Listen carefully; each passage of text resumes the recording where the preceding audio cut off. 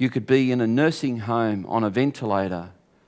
You are dependent on that ventilator and the nurses to sustain you. That does not make you less of a human being. You can be 12 weeks in the womb, dependent on your mother, and that does not make you less of a human being. Size doesn't determine your humanity. Level of development doesn't determine your humanity. Your environment doesn't determine your humanity, and neither does your dependency.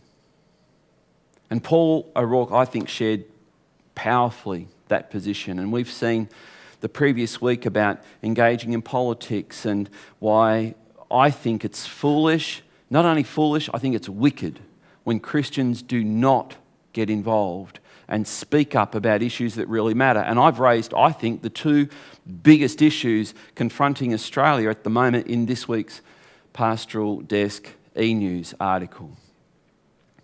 And I want to address one of those this morning, just briefly. And as we look at this, I am not trying to use hyperbole, I'm not trying to exaggerate, I'm not trying to ramp this up anywhere beyond where it should be. This is literally a matter of life and death. Literally a matter of life and death. And if you come with me now in my introduction, and I want to lay a foundation, and let's see if we can see why I'm saying this. The ideas that any society believes are generally shaped by 7 voices in a society. Those 7 voices include the arts, media, the academy or academia, government, the judiciary, religion, and the family home, the kitchen table. These are where the ideas that we all have are sourced from. These are the voices that contribute to the ideas, the big ideas that we all have about the world in which we live. Now, when these voices promote the truth, when they promote the truth, a society can face reality honestly. There's no inconsistencies. Everything kind of fits. You have an idea, you test the idea, it corresponds to reality, and you can be honest about it. And I think there's some voices in society that are shaping the big ideas that everyone holds that are not promoting the truth.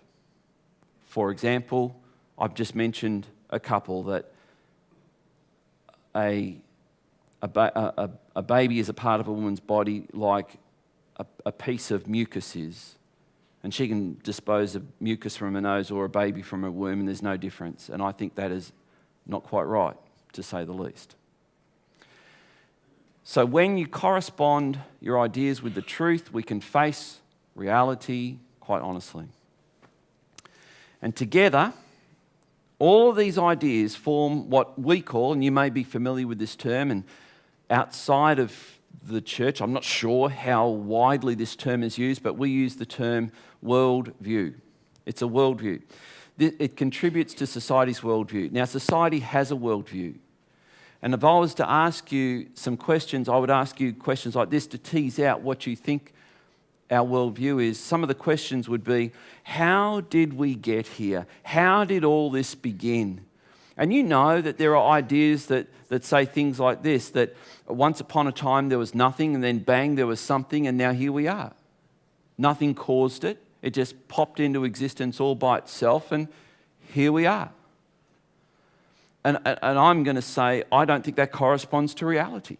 I don't think that's what we observe. And I think that if that's your concept of the world, where there is no God who created deliberately, intentionally, and designed not only this universe, but you in it, you're going to live as if life has no meaning and no point. And so I'm going to say that when a worldview does not correspond to reality, people get hurt.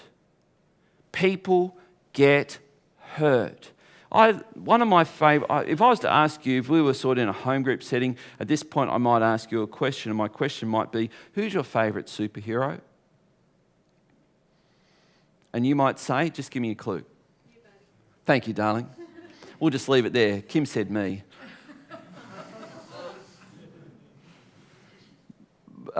Thank you, darling. Because I'm not wearing a cape, can you name one that wears a cape, generally? Superman. Anyone else? Wonder Woman. Batman. The Hulk. Anyone else? Spider-Man, Captain America.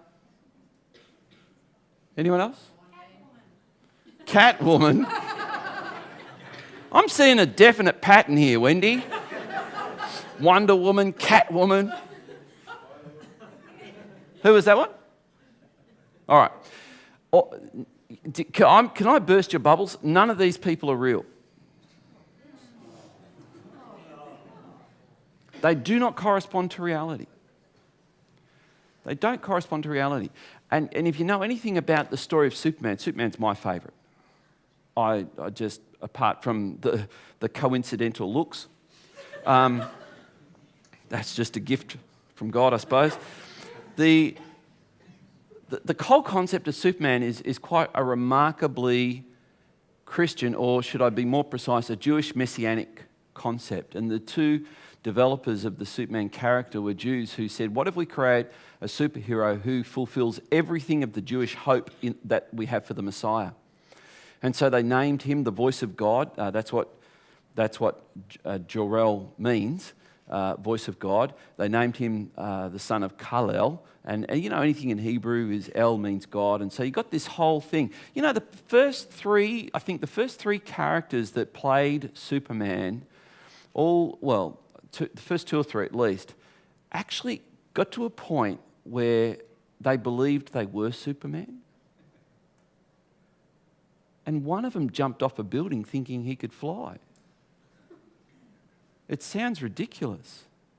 But when Christopher Reeve fell off the horse and became a quadriplegic, they said, hang on a minute, this is Superman number 3 or 4 or whatever, who's met with an untimely tragedy. They coined it the curse of Superman. But imagine the first three. You're acting this role, and you get to the point where you actually believe you can actually fly. Every dad, if you haven't, shame on you, Dad, but every dad should have taken their young girl at the youngest age, lifted her up, hooked her over your head, and told her she was flying. Is there a dad who didn't do that with his daughter? We all did that. It's a dad thing. It's a DNA dad thing. We do that. And there are times when Ruby says, oh, could you help me get up there? Now she's 10. She's a bit, it's a bit harder to do now. But, I'd say, okay, jump. She'd jump, and then I'd lift her up. And I'd go, wow, look how high you can jump. And it becomes a part of it. So then she goes to little athletics to do high jump, and she can't even jump over a shoebox. And it's like the whole... And she comes up, I don't understand it, Dad. In the kitchen, I can jump like 1.5 meters in the air. And so corresponding reality to your ideas about the world is a test to see whether your ideas are true or not. And if they don't, they get hurt, as the first 2 or 3 Supermen who played the part can tell you. You can't jump off a building wearing a cape and expect to fly. It doesn't work. I know it doesn't. Trust me, it doesn't work. I remember doing it off my family garage when I was quite young. Anyway, it doesn't work. And here's what the ancient wisdom of the Bible tells us. And this is it's one of those proverbs that occurs twice in the book of Proverbs. And Proverbs, every word in there matters, and every proverb in there matters. And when something's repeated twice, it's worth noting. And there's a couple of things that are repeated twice, and this is one of them. There is a way that seems right to a man, but its end is the way of death. In other words, you can believe something is right, you can believe something is true, but it's not.